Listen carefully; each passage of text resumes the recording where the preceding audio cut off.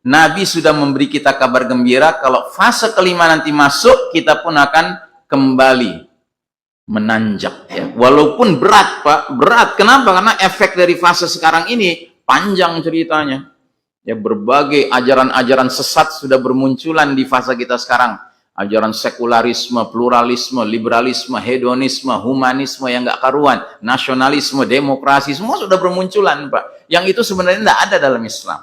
Dalam Islam kan cuma satu ajarannya, la ilaha illallah. Assalamualaikum warahmatullahi wabarakatuh. Alhamdulillahirabbil alamin. Wassalatu wassalamu ala asyrafil anbiya'i wal mursalin sayyidina Muhammadin wa ala alihi wa ashabihi ajma'in. Faqala Allah ta'ala fi kitabihil karim, ya ayyuhalladzina amanu ittaqullaha haqqa tuqatih wa la tamutunna illa wa antum muslimun. Subhanaka la ilma lana illa ma 'allamtana innaka antal alimul hakim. Amma ba'd.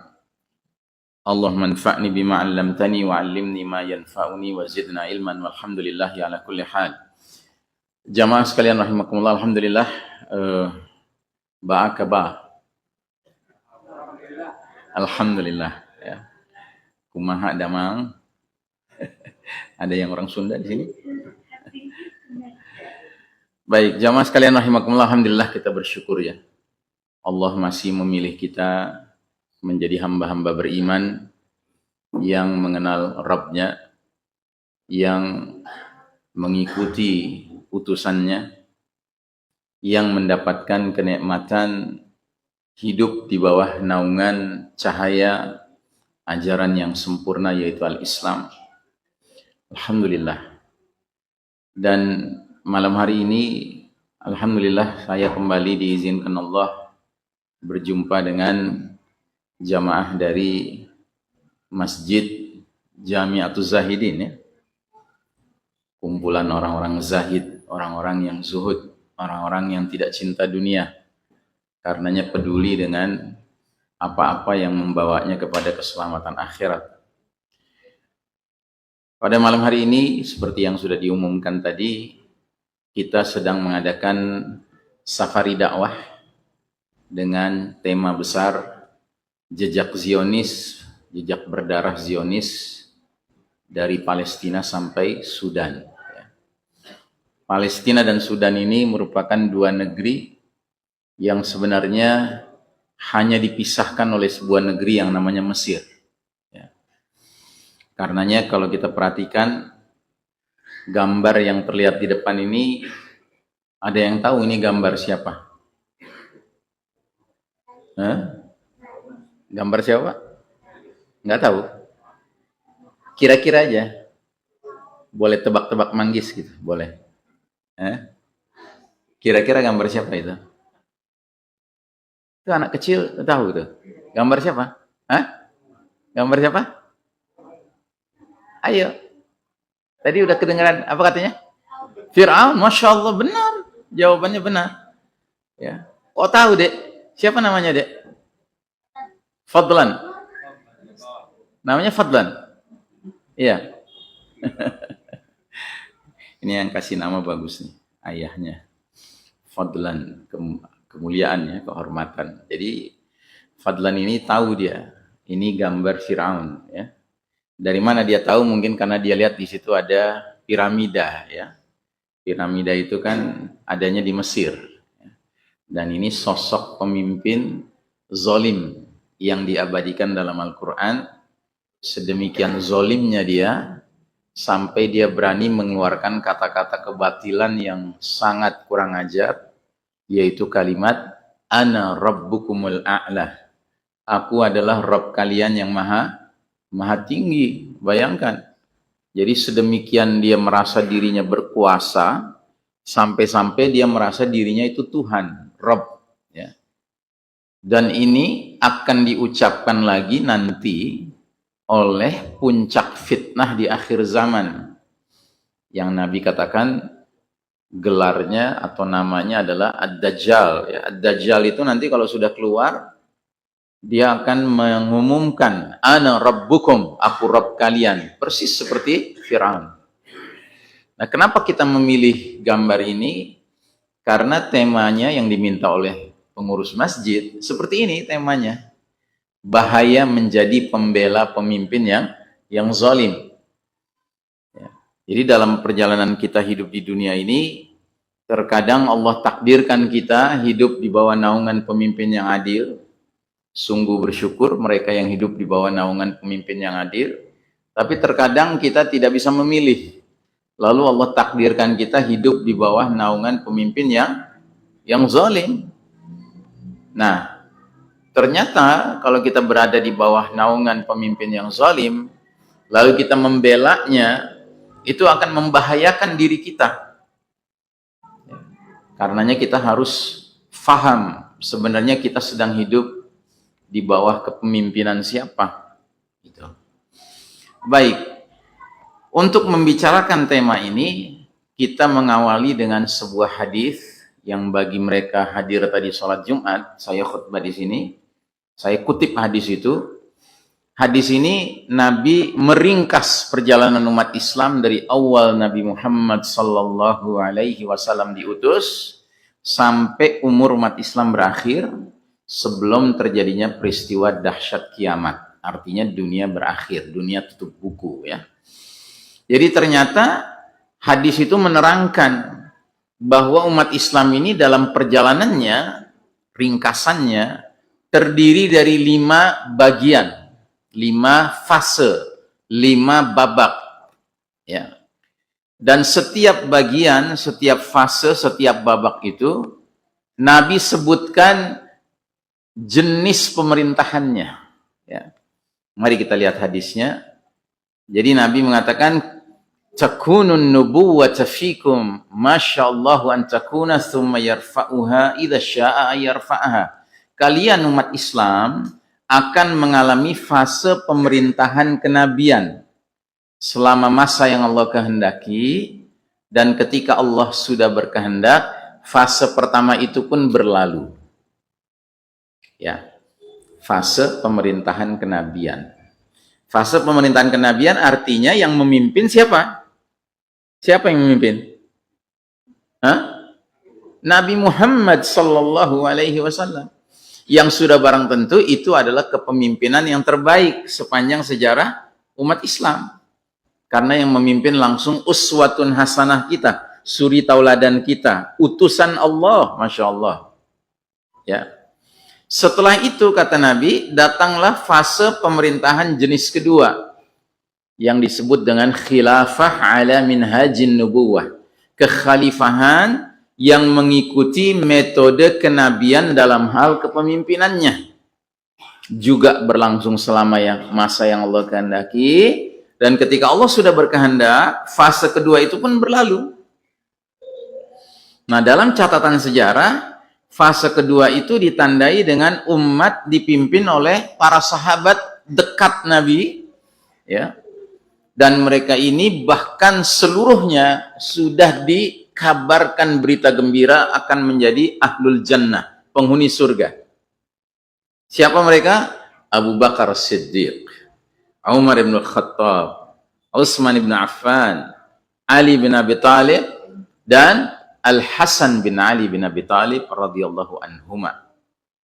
5 khalifah Rashidah, ya. Dan mereka memimpin tidak lama, sebagaimana Nabi memimpin bahkan lebih singkat lagi. Nabi memimpin hanya 23 tahun kan? Nabi kan diangkat jadi nabi usia 40, wafat usia 63, berarti hanya 23 tahun. Sedangkan pemerintahan jenis kedua khilafah ala minhajin nubuwah hanya berlangsung 30 tahun, Pak. 30 tahun. Nabi yang bilang, sesudah aku akan muncul para khalifah thalathuna aman, 30 tahun. Wa ba'da dzalika al-muluk, sesudah itu kerajaan-kerajaan. Dan benarlah kepemimpinan Abu Bakar plus Umar plus Utsman plus Ali plus Hasan persis 30 tahun. Nah, terus datanglah pemerintahan fase ketiga. Disebut oleh Nabi dengan sebutan mulkan adan. Raja-raja menggigit, ya, raja-raja menggigit. Nah, fase ketiga ini fase yang masih banyak kebaikan juga. Kenapa? Karena sekalipun mereka disebut raja-raja, tapi mereka menggigit Al-Quran dan Sunnah. Ya, menggigit. Ya. Dan fase ketiga ini dalam sejarah termasuk fase yang sangat lama. Berlangsung dari tahun 40 Hijriah sampai tahun 1342 Hijriah. Berarti 1302 tahun, Masya Allah. Dan sejarah mencatat, silih berganti kerajaan Islam jatuh bangun. Tetapi yang sangat menonjol ada 3. Kerajaan keluarga besar Umayyah, kerajaan keluarga besar Abbasiyah, dan kerajaan Kesultanan Utsmani Turki. Ya. Berakhir tahun 1342 Hijriah, 1924 Masehi. Ya, 101 tahun yang lalu dia berakhir. Nah, fase ketiga ini mencatat kadangkala umat Islam ditakdirkan punya pemimpin yang penuh rahmah kepada umat, penuh sikap adil kepada umat. Tapi juga kita tidak bisa pungkiri kadang-kadang ada pemimpin yang zalim, ya, yang tidak menunjukkan rahmatnya kepada umat ini. Tapi sekalipun zalim, dia masih berpegang pada Quran dan Sunnah. Ya. Nah, itu fase ketiga. Sudah berlalu. Nah, terus datanglah fase keempat. Fase keempat ini disebut Nabi dengan fase mulkan jabriyah. Penguasa-penguasa yang memaksakan kehendak mereka. Ingat, salah satu nama Allah Ta'ala yang diabadikan di surat Al-Hasyr adalah Al-Jabbar. Ya. Allah itu kan Al-Jabbar, ya. Di surat Al-Hasyr ayat-ayat akhir itu, Wallahu alladzi la ilaha illahu al-malik al-quddus as-salam al-mu'minul muhaiminul aziz al-jabbar al-mutakabbir. Ya. Jadi Allah itu Al-Jabbar. Apa artinya Al-Jabbar? Yang maha memaksa. Ya. Allah itu maha memaksa. Kalau Allah sudah punya kehendak, tidak ada yang bisa menghalangi. Pasti akan terwujud kehendak Allah. Ya. Allah itu maha memaksa. Jadi kalau Allah memaksa Pak Ardi besok hari menerima uang 2 miliar, nggak bisa ditolak sama Pak Ardi. Dan kita turut bergembira tentunya, ya, untuk Pak Ardi. Tapi juga sebaliknya, kalau Allah sudah mentakdirkan di suatu wilayah akan terjadi banjir besar, ya, tidak ada yang bisa menolak. Nah, karenanya fase keempat ini fase di mana bermunculan penguasa-penguasa yang merasa diri mereka boleh memaksakan kehendak mereka. Ya. Karenanya ini patut disebut sebagai fase yang paling kelam dalam sejarah umat Islam. Belum ada fase lebih kelam dari fase kita sekarang ini, Pak. Fase yang kelam sekali. Dan kita tidak bicara tentang pemimpin tertentu, tidak. Tapi secara umum pemimpin di fase keempat ini mempunyai ciri-ciri ingin memaksakan kehendak. Enggak di dunia barat kafir, enggak di dunia Arab, enggak di dunia Islam. Begitu. Ya. Karenanya, Masya Allah, kita yang ditakdirkan hidup di fase keempat ini, kita ini punya rezeki besar. Rezeki apa? Rezeki bersabar. Ya, rezeki bersabar. Ya. Kan para ulama punya ungkapan, al-ajru hasabil masyaqqah. Pahala yang akan diterima seseorang berbanding lurus dengan kesulitan yang dia hadapi. Dengan syarat dia mau bersabar menghadapi kesulitan itu, maka pahalanya akan besar sekali. Ya. Dan fase keempat ini ternyata sekalipun dia fase yang paling kelam, tapi bukan berarti ujung perjalanan dunia ini. Tidak.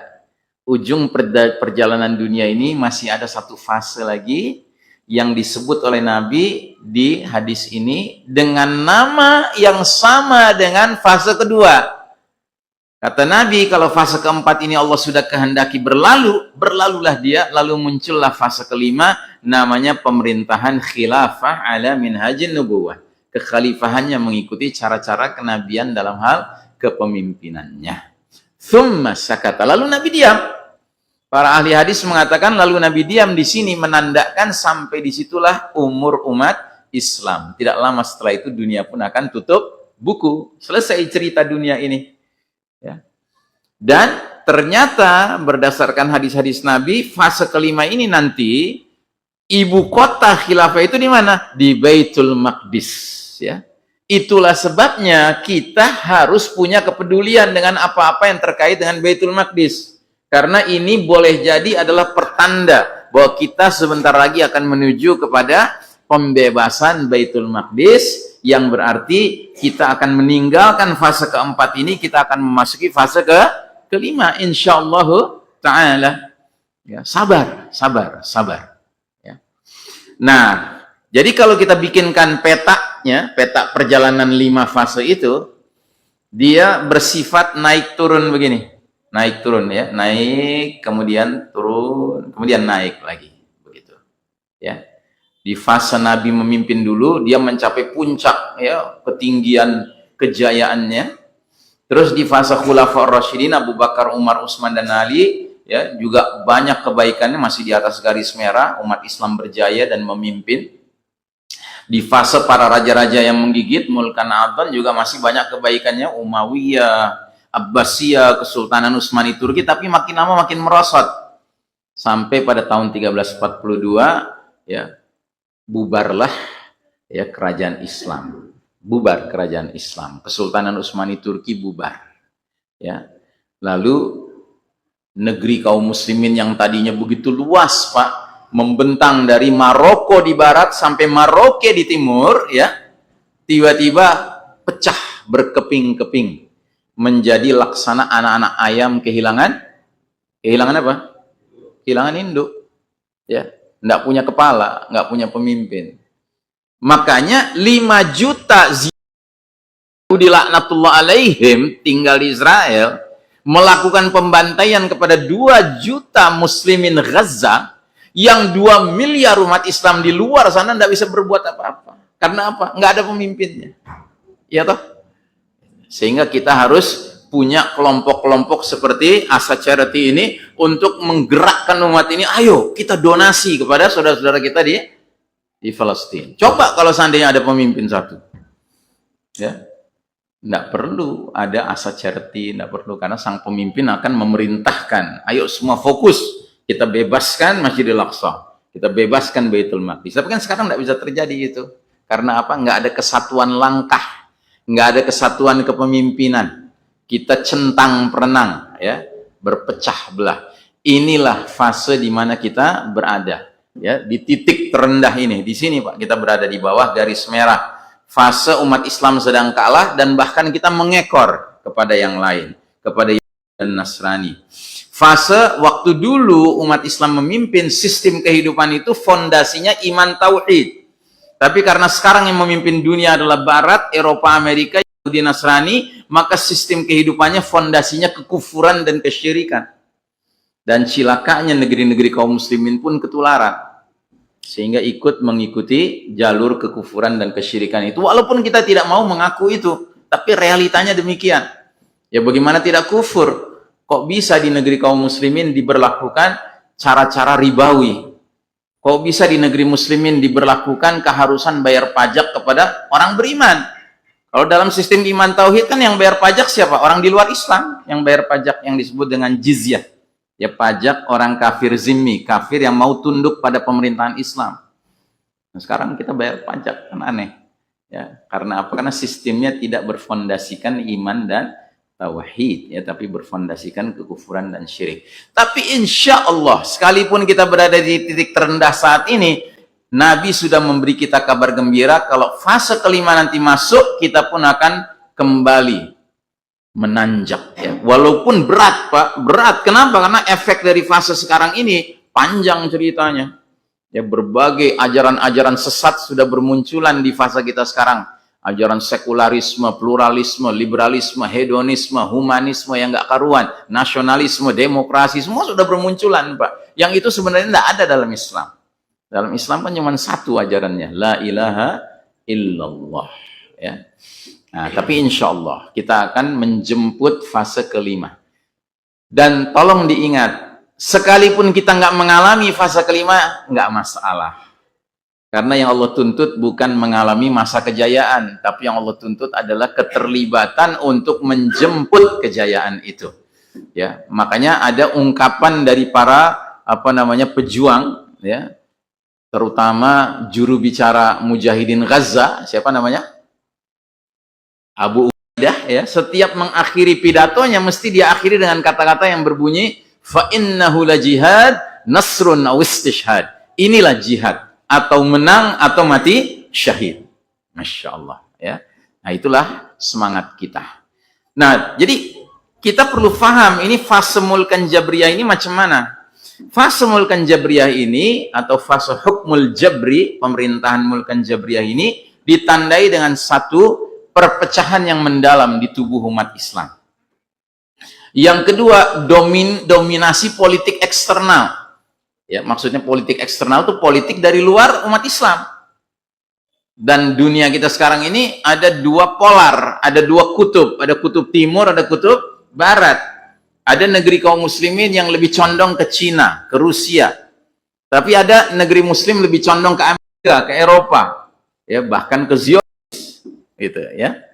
Nah, jadi ada dominasi politik eksternal. Dan yang ketiga, terkikisnya prinsip-prinsip Islam dalam pemerintahan.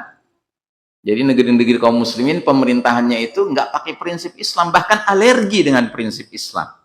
Ya. Tidak kecuali negeri yang kita cintai karena Allah, Indonesia ini. Ya. Dari awal sudah alergi. Masih ingat?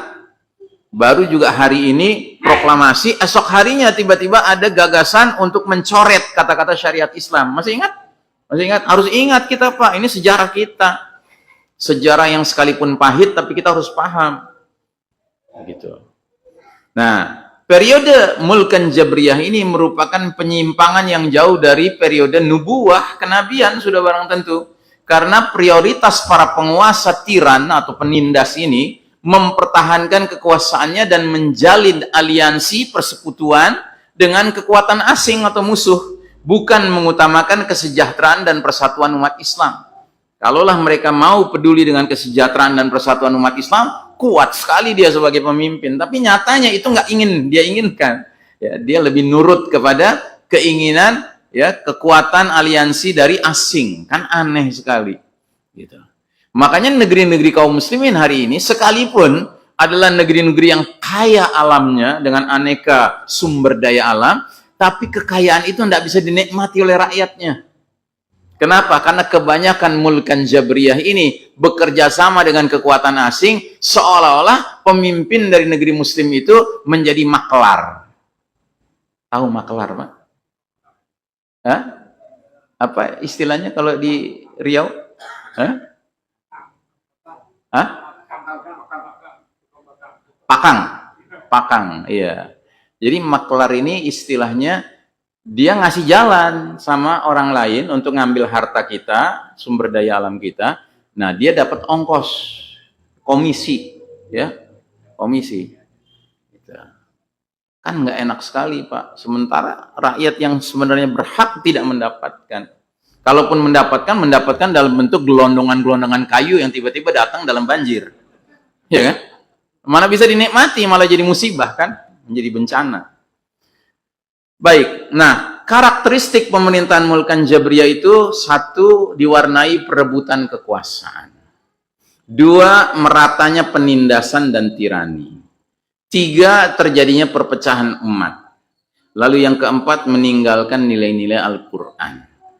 Yang pertama, perebutan kekuasaan. Nabi Muhammad Sallallahu Alaihi Wasallam menggunakan metafora itu kiasan, ya, kiasan simbolis untuk menggambarkan secara gamblang, secara terang-terangan persaingan kekuasaan yang sengit dengan para pemimpin yang mengutamakan kepentingan pribadi, mengabaikan tegaknya keadilan dan upaya reformasi. Nabi Sallallahu Alaihi Wasallam menggunakan kalimat yatakadamuna 'alaiha takadamul hamir. Mereka memperebutkan kekuasaan laksana keledai bertarung. Ya. Ini bukan saya yang bilang keledai, ya, yang bilang Nabi ini. Nabi yang bilang. Dan kalau kita pelajari, keledai itu seringkali digunakan istilahnya untuk menggambarkan apa, Pak? Menggambarkan kebodohan, ya, kedunguan, ya. Dan kalau dalam surat Luqman, ya, itu ada nasihat Luqman, seorang ayah bijaksana kepada anaknya. Di ujung-ujung akhir nasihatnya tuh dia bilang, hendaknya kamu jalan di muka bumi dengan tenang, ya, dan ucapkanlah, berbicaralah dengan suara yang tenang. Karena seburuk-buruknya suara adalah suara keledai. Jadi keledai itu suka berebut suara. Gitu. Iya. Ya, mana yang lebih keras suaranya, ya kan? Kalau perlu dia beli suara, gitu, ya kan? Jadi Nabi menggunakan sebuah simbolis, ya, bahasa metafor yang kita sekarang hidup di zaman itu kita ngerti betul sekarang, Pak. Karenanya sangat disayangkan sebagian kita pun ikut-ikutan, ya, menjadi ekornya keledai. Keledai yang mana yang kita pilih nih? Yang A apa yang B apa yang C? Gitu. Padahal keledai semua. Gitu. Jadi era Mulkan Jabriyah ini memupuk faksionalisme. Faksionalisme itu artinya terbentuk faksi-faksi, kelompok-kelompok kecil, ya, sebagai cara untuk mengkonsolidasikan kekuasaan, mendorong terciptanya iklim ketidakpercayaan dan persaingan. Partai-partai politik seringkali memprioritaskan agenda partai lebih utama daripada kesejahteraan kolektif umat, sehingga semakin memperdalam perpecahan. Begitu, ya. Nah, bahkan dalam sebuah hadis tentang kepemimpinan, Nabi Muhammad sallallahu alaihi wasallam bersabda, "Innakum satahrisuna 'alal imarati wa innaha satakunu nadamatun wa hasrah yaumal qiyamah. Fa ni'mal murdi'atu wa bi'satil fatimah." Yang artinya, kalian akan berambisi, akan ambisi itu apa ya? Akan ingin sekali memperebutkan kepemimpinan kekuasaan, dan kepemimpinan kekuasaan itu akan menjadi penyesalan dan kesedihan di hari berbangkit nanti. Kepemimpinan itu, jabatan kepemimpinan itu senikmat-nikmatnya penyusuan dan sepahit-pahitnya penyapihan. Bukan rahasia lagi kan, Pak? Kenapa sih orang doyan menjadi pemimpin? Karena dia tahu itu saat dia menyusu yang luar biasa. Dapat fasilitas ini, fasilitas itu, fasilitas ini, fasilitas. Makanya kalau dia sudah menikmati fasilitas itu, dia pegang terus, nggak mau dia lepas. Aturannya cuma 2 periode, kalau perlu 3 periode. Begitu, ya. Dan dia menganggap begitu dia harus melepas, ya, jabatan itu, apa yang terjadi? Penyapihan, Pak, pahit penyapihan itu. Ya. Nah, jadi jamaah sekalian rahimakumullah, yang pertama. Yang kedua, meratanya penindasan dan tirani. Para Mulkan Jabriyah menegakkan kekuasaan mereka melalui paksaan dan rasa takut, memaksakan kepatuhan tanpa konsultasi atau keadilan. Iklim yang menindas ini menumbuhkan ketidakpercayaan dan rasa takut di tengah masyarakat. Dalam sebuah riwayat dari Abu Ubaidah Ibnul Jarrah radhiyallahu anhu, ia mengatakan bahwa kekuasaan Mulkan Jabriyah akan menjadi tirani terang-terangan atau jabrut, di mana tidak seorang pun memiliki belas kasih, di mana leher dipenggal, tangan dan kaki dipotong, serta harta dirampas. Ya. Jadi di era Mulkan Jabriyah itu jangan heran kalau banyak sekali tindak-tindak kezaliman, Pak. Ya. Dan yang menyakitkan di zaman Mulkan Jabriyah itu, yang hak dibilang batil, Pak. Yang batil dibilang hak. Contoh, ada sebuah kemungkaran terjadi. Kemudian ada orang menyaksikan, lalu dia lapor ke polisi. Yang melapor itu yang ditangkap, Pak. Bukan yang melakukan kemungkarannya yang ditangkap, tapi yang melapor yang ditangkap. Ya. Ada orang kreatif, anak muda kreatif. Dia bisa memproduksi bibit-bibit tanaman yang kalau ditanam itu produksinya petani itu beruntung sekali. Nah, ketika dia sudah mulai sukses, tiba-tiba ditangkap dia. Dengan alasan apa? Ya, bibitnya itu belum ada sertifikasi. Padahal manfaat untuk masyarakat, untuk petani, ya kan? Ajib. Ya. Nah, itulah Mulkan Jabriyah. Ya, para penguasa yang memaksakan kehendak mereka. Ya. Nah, jadi saudaraku rahimakumullah, periode ini ditandai oleh hukuman yang berat, penyitaan kekayaan dan kekerasan yang meluas ya. Terus yang ketiga, perpecahan umat, konflik internal dan intervensi eksternal menyumbang bagi perpecahan kaum muslimin. Sebagaimana terlihat dalam disintegrasi Daulah Utsmani, Kesultanan Utsmani dulu, yang dapat diidentifikasi sebagai titik awal masuknya era Mulkan Jabriyah. Jadi kita tadi sudah bahas ya Pak, kerajaan-kerajaan Islam itu berlangsung 1304 tahun, 1302 tahun ya. Yang terakhir kerajaan Utsmani Turki ya. Nah, menjelang runtuhnya Utsmani Turki ini, Sultan Mehmed kelima, salah seorang pemimpin Kesultanan Utsmani Turki, mengeluarkan pernyataan. Dia bilang begini, Rusia, Inggris, Prancis tidak pernah sejenak pun berhenti menyimpan dendam terhadap kekhalifahan kami, kepemimpinan kami, yang kepadanya jutaan kaum muslimin yang menderita di bawah tirani dominasi asing memperlihatkan kesetiaan mereka secara religius dan sepenuh hati. Makanya kalau Bapak Ibu baca sejarah Indonesia, ada satu bagian di sebelah barat Indonesia, sebelah utara, yang dikenal dengan wilayah Aceh, Darussalam ya. Aceh ini Pak, ini wilayah yang paling sulit dijajah sama Portugis sama Belanda. Ya, kenapa? Karena Aceh ini sebagai sebuah kesultanan sangat akrab sekali surat menyurat dengan Turki Utsmani. Bahkan pernah dalam salah satu suratnya itu mereka kirim surat yang isinya minta pertolongan. Kami mau diserang sama Portugis. Tolong bantu kami. Dikirim Pak armada kapal ya dari Turki Utsmani untuk membantu saudara-saudara kita di Aceh. Masya Allah. Begitu jauh jaraknya. Tapi dipedulikan. Karena apa? Ya, karena kita kesatuan, Pak. Satu kesatuan waktu itu. Ya. Dan pemimpin Sultan Mehmed ini, dia tahu betul bahwa dunia Islam waktu itu sangat berharap kepada Turki Utsmani sebagai pimpinan. Ya, karena memang begitulah semestinya umat Islam. Satu bagian merasakan sakit, semua merasakan sakit. Kalau sekarang kan Gaza merasakan sakit, ya kan, yang peduli untuk merasakan sakit yang sama siapa? Nah, jadi jamaah sekalian rahimakumullah, kekuatan asing memanfaatkan perpecahan di dalam tubuh umat Islam dengan mendorong berbagai faksi untuk menimbulkan ketidakstabilan pemerintah. Era Mulkan Jabriyah ini, saat ini, mencerai-beraikan umat, meninggalkan warisan perpecahan dan hilangnya persatuan. Para pemimpin memprioritaskan aliansi dengan kepentingan asing daripada keadilan dan iman, sehingga merusak ikatan kaum muslimin. Ya, jadi seperti kasus yang sekarang sedang diangkat temanya oleh Asa Charity, bahwasanya jejak berdarah ini dari Palestina sampai Sudan. Kita tahu Palestina ini dizolimi oleh Zionis ya Pak, kita tahu ya. Tapi ternyata Sudan pun sama dizolimi oleh Zionis, cuman Zionisnya pakai proksi Pak, tahu proksi, kaki tangan. Dan yang menyakitkan ternyata kaki tangannya siapa? Penguasa Arab. United Arab Emirates yang ada kota Dubai, kota Abu Dhabi itu ya, yang pemimpinnya inisialnya MBZ, tahu MBZ? Muhammad bin Zaid ya.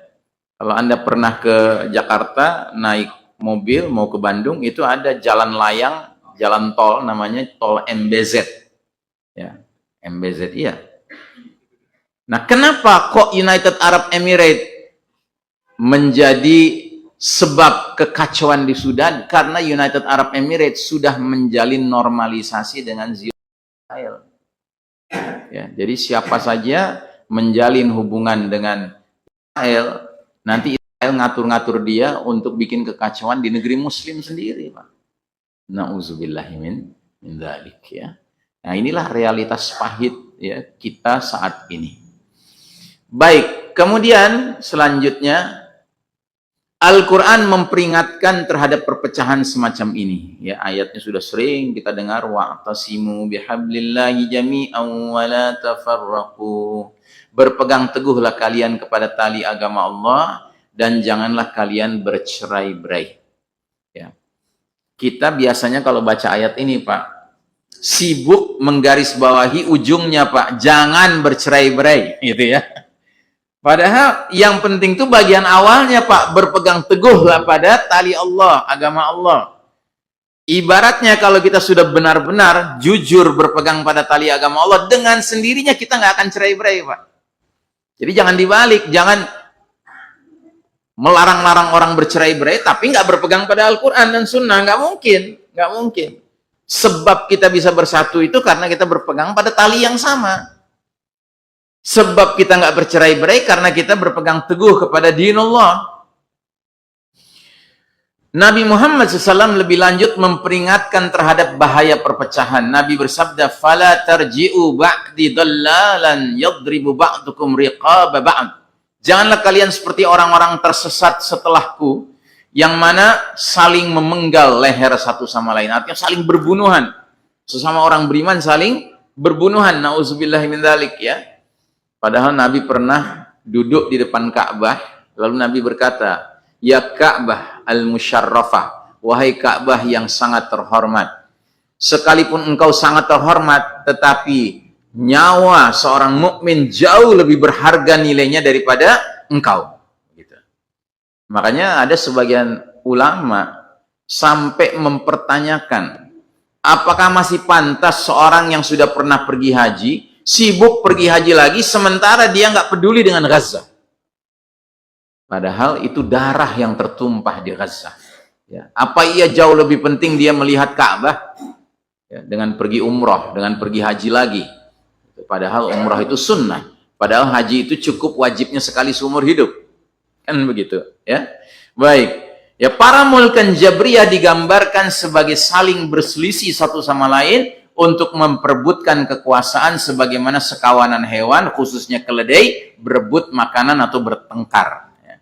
Baik, perpecahan ini diperingatkan Al-Quran dalam surat Hud ayat 113. وَلَا تَرْكَنُوا إِلَى الَّذِينَ ظَلَمُوا فَتَمَسَّكُمُ النَّارُ وَمَا لَكُمْ مِنْ دُونِ اللَّهِ مِنْ أَوْلِيَاءَ ثُمَّ لَا تُنْصَرُونَ. Dan janganlah kalian cenderung kepada orang-orang zalim yang menyebabkan kalian disentuh api neraka, dan sekali-kali kalian tiada mempunyai seorang penolong pun selain daripada Allah, kemudian kamu tidak akan diberikan pertolongan. Itu pertanda masuk Isya. Jadi macam mana? Kita skors mendengar azan dulu, atau skors sholat sekalian, atau bagaimana? Sholat dulu, terus nanti lanjut lagi? Baik, oke. Berarti kita skors dulu dengan doa kafaratul majlis. Subhanakallahumma wa bihamdika asyhadu an la ilaha illa anta astaghfiruka wa atubu ilaik. Walhamdulillah. Alhamdulillah wassalatu wassalamu ala asyrafil anbiya'i wal mursalin sayyidina Muhammadin wa ala alihi wa ashabihi ajma'in.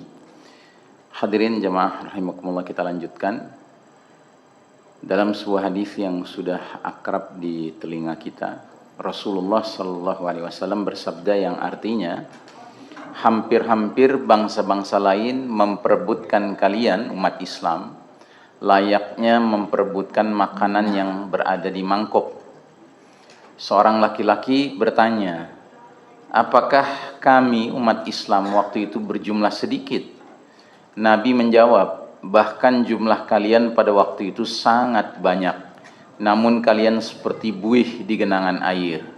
Sungguh Allah akan mencabut rasa takut musuh-musuh kepada kalian dan akan menanamkan ke dalam hati kalian al-wahan. Seseorang bertanya, wahai Rasulullah, apa itu al-wahan? Nabi menjawab, hubbud dunya wa karahiyatul maut. Cinta dunia dan benci atau takut akan kematian. Jadi inilah era di mana hadis ini seolah-olah menjadi tampak begitu jelas, ya. Jumlah kita umat Islam bukan sedikit, 2 miliar kan bukan sedikit, ya.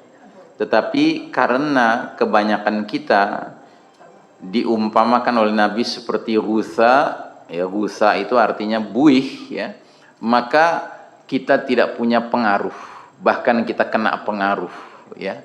Jadi kalau kita lihat buih, Pak, buih itu punya 3 ciri. Tidak berisi, kosong, ya. Jadi kalau kita ambil buih, kita remas tangan kita, nggak ada isinya kan, kosong. Yang kedua, tidak berbobot, ringan, ya. Lalu yang ketiga, tidak punya arah sendiri. Jadi arahnya ditentukan oleh gerak air. Kalau air ke kanan, buih ikut ke kanan. Air ke kiri, ikut ke kiri. Begitu ya. Nah, jadi Nabi menggambarkan jumlah yang banyak menjadi tidak punya pengaruh. Karena apa? Karena tidak berbobot, tidak ada isinya, kosong, dan tidak punya kejelasan arah. Ya. Lalu yang mengerikan, pihak musuh sudah tidak lagi memandang kita dengan kewibawaan. Kita sudah tidak dipandang punya kewibawaan. Sudah hilang rasa takut mereka kepada kita, rasa hormat mereka kepada kita, dan itu semua disebabkan sebagian kita terjangkiti penyakit yang disebut dengan al-wahan. Apa itu al-wahan? Cinta dunia dan benci atau takut akan kematian, ya. Baik. Lalu yang keempat, ciri dari mulkan jabriyah ini adalah meninggalkan nilai-nilai Al-Quran. Jadi meninggalkan kewajiban agama, mengundang datangnya malapetaka dan kekacauan. Allah Ta'ala berfirman, "Falyahdharil ladzina yukhalifuna an amrihi an tusibahum fitnatun aw yusibahum adzabun alim." Dan hendaklah orang-orang yang menentang perintah Rasulullah sallallahu alaihi wasallam, yaitu menolak sunnahnya, hukumnya, perintahnya, ibadah mengikuti jalannya, pernyataan-pernyataan Nabi dan lain-lain. Ya, di antara kelompok-kelompok itu berhati-hatilah, jangan sampai mereka ditimpa fitnah, artinya kekafiran, cobaan, musibah, gempa bumi, pembunuhan, dikuasai oleh seorang tiran dan lain sebagainya, atau ditimpakan kepada mereka siksa yang pedih. Ya. Nah, jamaah sekalian rahimakumullah, jadi dalam kacamata Al-Quran, pemimpin itu ada perbedaan antara dua jenis, ya. Antara yang memang layak disebut ulil amri minkum dengan mereka yang memenuhi kriteria mulkan jabriyah. Nah, yang disebut ulil amri minkum itu digambarkan dalam surat Al-Anbiya ayat 73 sebagai waja'alnahum a'immatan yahduna bi amrina wa auhayna ilaihim fi'lal khairati wa iqamas salati wa ita'az zakati wa kanu lana 'abidin. Kami telah menjadikan mereka sebagai pemimpin-pemimpin yang memberi petunjuk dengan perintah kami. Jadi mereka sebagai pemimpin memberi petunjuk kepada masyarakat itu berdasarkan perintah Allah, bukan berdasarkan kehendak pribadi atau kehendak orang-orang di belakang dia, ya, yang punya kepentingan-kepentingan bisnis, kepentingan duniawi, ya. Dan telah kami wahyukan kepada mereka agar mengerjakan khairat, kebaikan-kebaikan, mendirikan sholat, menunaikan zakat, dan hanya kepada kamilah mereka selalu menghamba, beribadah. Ya, jadi pemimpin yang baik itu dia bukan saja menegakkan sholat, tetapi dia menegakkan sholat bersama umat ini. Mereka bukan saja menunaikan zakat, tapi mereka jadikan zakat itulah solusi dalam urusan ekonomi. Tidak mencari solusi lain. Karena kalau benar-benar zakat ditegakkan, niscaya selesai ini masalah ekonomi kita. Cuma kan problemanya zakat tidak dipandang sebagai solusi ekonomi, tapi dipandang sebagai peribadatan individual saja. Ya, sehingga terserah masing-masing. Dan hanya kepada kamilah mereka selalu menghamba. Ya. Adapun mulkan jabriyah itu digambarkan Allah di surat Al-Qasas ayat 41 sebagai waja'alnahum a'immatan yad'una ilan nari wa yawmal qiyamati la yunsarun. Dan kami jadikan mereka pemimpin-pemimpin yang menyeru, yang mengajak, yang mengundang manusia ke neraka, dan pada hari kiamat mereka tidak akan ditolong. Jadi mulkan jabriyah itu tidak mungkin mengajak kita ke surga, ya, tetapi mereka itu mengajak manusia, masyarakat menuju ke neraka, ya, dan itu berarti dia sudah mirip seperti perilaku musuh kita. Musuh kita kan syaitan. Allah katakan dalam surat Fatir itu, innasyaitana lakum aduun, sesungguhnya syaitan bagi kalian itu musuh. Fattakhiduhu aduwa, maka perlakukan dia sebagai musuh. Innama yad'u hizbahu liyakunu min ashabis sa'ir. Sesungguhnya setan-setan itu hanya mengajak hizibnya, partainya, kelompoknya, gerombolannya, rombongannya, konco-konconya, kawan-kawannya agar menjadi penghuni neraka yang menyala-nyala. Nah, berarti kalau ada pemimpin ngajak ke neraka, sama saja dia sudah jadi bagian dari syaitan. Ya, kepada syaitanlah mereka menghamba, bukan kepada Allah Subhanahu wa taala, ya. Nah, kemudian di salah satu ayat Al-Qur'an Allah menggambarkan, ya, di fase mulkan Jabriyah ini rakyat kebanyakan mematuhi pemimpin sesat dan menyesatkan. Disebutkan dalam surat Ibrahim ayat 21, wa barazu lillahi jami'an faqalat du'afa'u lilladzina istakbaru inna kunna lakum tab'a fahal antum maghnuna 'anna min 'adzabillahi min syai'. Artinya, dan mereka semuanya di padang mahsyar nanti akan berkumpul menghadap kehadirat Allah Ta'ala. Maka berkatalah orang-orang yang lemah. Orang-orang lemah itu siapa, Pak? Rakyat kebanyakan, itu orang lemah, ya. Kepada orang-orang yang sombong. Orang-orang yang sombong itu siapa? Penguasa-penguasa yang tidak memimpin dengan aturan Allah. Itu pasti jadi orang sombong. Nah, jadi rakyat kebanyakan nanti ngomong sama mantan penguasa-penguasanya itu, sesungguhnya kami dulu di dunia pengikut-pengikut kalian, maka dapatkah kalian menghindarkan dari kami azab Allah sedikit saja? Begitu, ya kan? Kan kami dulu sudah taat sama kalian, kami sudah menjadi pengikut kalian. Coba dong hari ini, ya, kalian coba tolong kami, lindungi kami dari api neraka ini sedikit saja. Apa jawaban mereka? Ya. Qalu law hadanallahu lahadainakum. Mereka menjawab, seandainya Allah memberi petunjuk kepada kami waktu di dunia, niscaya kami dapat memberi petunjuk kepada kalian. Ya. Nah, jadi hati-hati, Pak. Kita nggak bisa berkesimpulan, wah pokoknya namanya pemimpin ikut aja kita. Kalau dia salah ya dia nanti yang celaka, dia yang dapat dosa. Kita mah enggak, yang penting kita taat pada pemimpin. Enggak begitu, Pak. Kita harus pelajari ini pemimpin ikut petunjuk Allah tidak. Kalau dia ikut petunjuk Allah, kita mengikuti dia benar. Karena apa? Dia mengajak kita kepada petunjuk Allah. Tapi kalau dia nggak pernah menunjukkan bahwa dirinya memang tunduk pada petunjuk Allah, dia memimpin seenaknya saja, ya, mengikuti kemauan atau kemauan orang-orang di belakang layar yang ternyata bukan orang beriman, orang kafir, ya, maka apa kewajiban kita mengikuti dia? Apa kewajiban kita? Ya kan? Kita harus hati-hati, ya. Sebab nanti mereka akan ngomong, ya kalau seandainya dulu kami di dunia dapat petunjuk, kami bisa ngasih petunjuk pada kalian. Begitu. Nah, akhirnya apa kata mereka? Sawa'un 'alaina ajazi'na am sabarna ma lana mim mahis. Sama saja bagi kita. Apakah kita mau mengeluh ataukah kita mau bersabar? Sekali-kali kita tidak punya tempat untuk melarikan diri. Nauzubillahi min zalik, ya. Nah, sebagai penutup, ini kutipan ayat yang saya kutip waktu khutbah Jumat siang tadi, surat surat Al-Ahzab ayat 66, 67, 68. Saya kira ini perlu Anda catat, ya. Allah berfirman, "Yauma tuqallabu wujuhuhum fin nar yaquluna ya laitana ata'na Allah wa ata'na ar-rasula." Pada hari ketika muka mereka, muka penghuni neraka dibolak-balikkan dalam neraka, mereka berkata, alangkah baiknya andai kata kami dulu di dunia taat pada Allah dan taat pula kepada Rasul. Nah, ini ayat 66, Pak.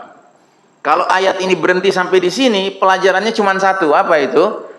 Orang masuk neraka karena di dunia nggak taat pada Allah, nggak taat pada Rasul, ya kan? Cuman itu saja pelajarannya. Tapi ada pelajaran berikutnya, ayat 67. Apa? Ayat 67 berbunyi, ya, wa qalu rabbana inna ata'na sadatana wa kubara'ana fa'adalluna as-sabila. Dan mereka berkata, si penghuni-penghuni neraka ini berkata, ya Rabb kami, sesungguhnya dulu di dunia kami sudah mentaati para pemimpin kami, para pembesar kami, para ulama-ulama kami. Ternyata mereka menyesatkan kami dari jalan Engkau, dari jalan Allah Ta'ala yang benar ini.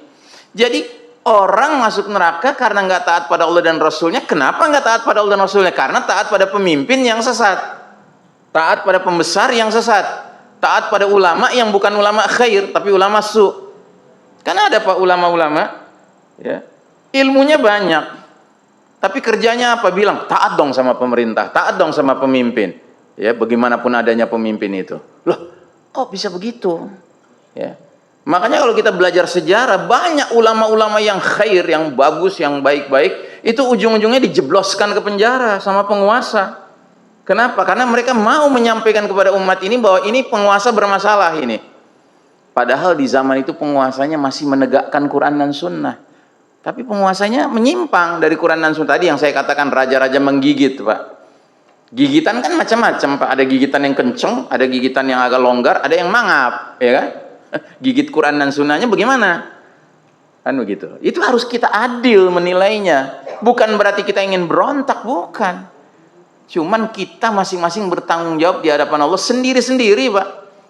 Nggak bisa dikaitkan dengan pihak lain. Nggak bisa kita nanti minta tolong ayah kita, ibu kita, ya paman kita, jenderal ini, pemimpin anu. Nggak ada. Semua nafsi-nafsi berdiri di depan Allah Subhanahu wa Ta'ala. Makanya di ujung ayat 68 apa kata mereka? Rabbana atihim di'faini minal azabi wal'anhum la'nan kabira. Ya Rabb kami, timpakan pada mereka mantan pemimpin kami, mantan pembesar kami, mantan ulama yang kami sudah taati begitu rupa, ya, azab 2 kali lipat daripada yang kami terima, dan kutuklah mereka dengan kutukan yang besar. Ya. Kira-kira kutukan mereka ada gunanya nggak nanti? Nggak ada gunanya, nggak menyebabkan mereka keluar dari neraka, enggak. Karena apa? Ya karena salah dalam meletakkan kesetiaan dan ketaatan.